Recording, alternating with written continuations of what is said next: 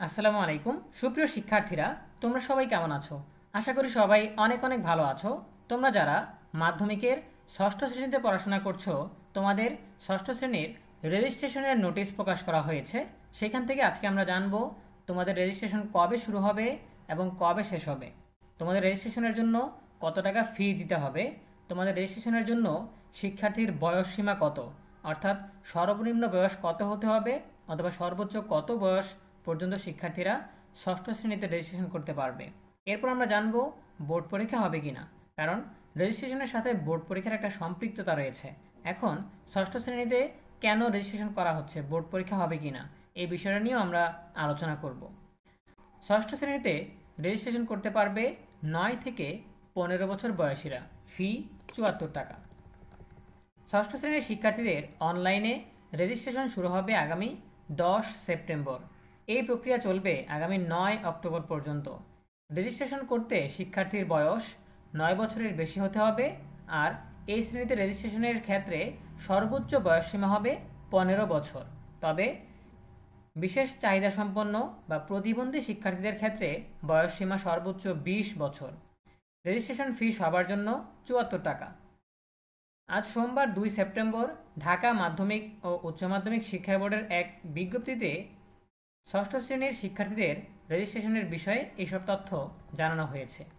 নতুন শিক্ষাক্রমের বাস্তবায়নের অংশ হিসাবে গত বছর থেকে ষষ্ঠ শ্রেণীতে রেজিস্ট্রেশন প্রক্রিয়া শুরু হয়। চলতি বছর দ্বিতীয়বারের মতো এই শ্রেণীর রেজিস্ট্রেশন করার উদ্যোগ নেওয়া হয়েছে।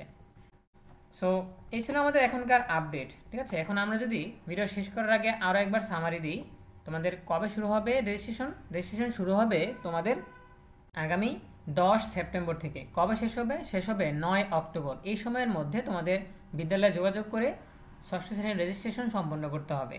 রেজিস্ট্রেশনের ফি কত টাকা? 74 টাকা। বয়সসীমা কত? চলতি বছরের শুরুতে অর্থাৎ জানুয়ারির 1 তারিখে একজন শিক্ষার্থীর বয়স কমপক্ষে 9 বছর হতে হবে এবং চলতি বছরের শেষে অর্থাৎ 31 ডিসেম্বর একজন শিক্ষার্থীর বয়স সর্বোচ্চ 15 বছর হতে পারবে। ঠিক আছে, কিন্তু বিশেষ চাহিদা সম্পন্ন বা প্রতিবন্ধী যেসব শিক্ষার্থী রয়েছে তাদের জন্য বিশেষ সুযোগ 20 বছর। এই বয়সসীমার মধ্যেই শিক্ষার্থীরা ষষ্ঠ শ্রেণীর রেজিস্ট্রেশন করতে পারবে। এর চেয়ে বয়স কম হলে কিংবা এর বেশি হলে রেজিস্ট্রেশন করতে পারবে না। এরপর বলা হয়েছে বোর্ড পরীক্ষা হবে কিনা। ষষ্ঠ শ্রেণীতে কোনো বোর্ড পরীক্ষা হবে না। তাহলে তোমাদের প্রশ্ন হতে পারে যে কেন রেজিস্ট্রেশন করা হচ্ছে। গত বছর থেকে নতুন শিক্ষাক্রম বাস্তবায়নের আলোকে ষষ্ঠ শ্রেণীতে রেজিস্ট্রেশন চালু হয়েছে। সেই ধারা বজায় রেখে চলতি বছর দ্বিতীয়বারের মতো ষষ্ঠ শ্রেণীতে রেজিস্ট্রেশন করা হচ্ছে। এক্ষেত্রে আরও একটা বিষয় আমরা মিস করেছি, সেটা তোমাদেরকে বলে দিচ্ছি।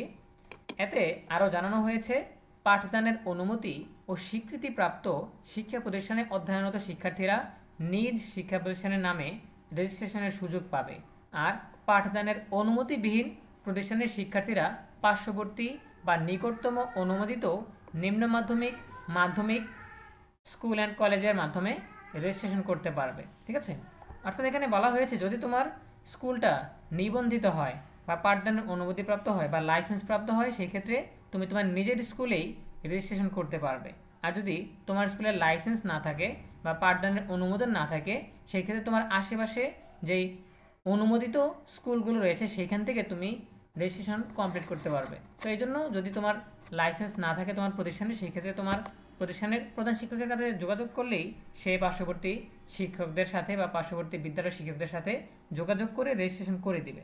ঠিক আছে, সো এই ছিল এখনকার আপডেট। তোমরা যারা ষষ্ঠ শ্রেণীতে পড়াশোনা করো রেজিস্ট্রেশন করে ফেলো। দেখা হবে পরবর্তী আপডেট নিয়ে নতুন কোনো ভিডিওতে। সেই পর্যন্ত তোমরা সবাই ভালো থাকো, সুস্থ থাকো, নিরাপদে থাকো।